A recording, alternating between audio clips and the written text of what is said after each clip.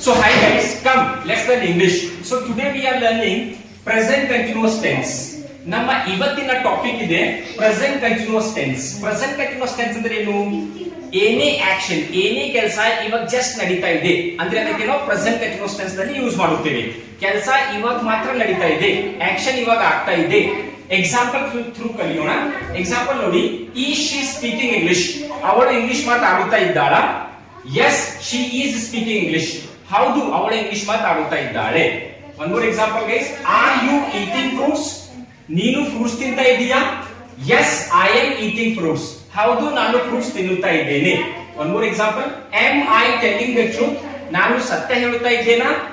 S you are telling the truth. ಹೌದು, ನೀನು ಸತ್ಯ ಹೇಳುತ್ತಾ ಇದ್ದೀಯಾ. One more example guys, are they going to Delhi? ಅವರು ಡೆಲ್ಲಿಗೆ ಹೋಗುತ್ತಾ ಇದ್ದಾರಾ?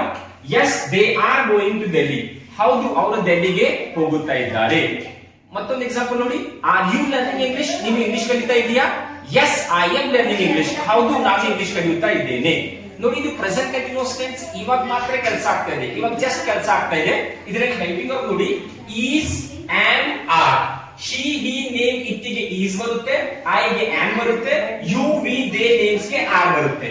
ಆಮೇಲೆ ಇದರಲ್ಲಿ ಐಎನ್ಜಿ ಯೂಸ್ ಆಗುತ್ತೆ guys, ING. Example, I am teaching English. ನಾನು ಇಂಗ್ಲಿಷ್ ಕಲಿಸುತ್ತಾ ಇದ್ದೇನೆ.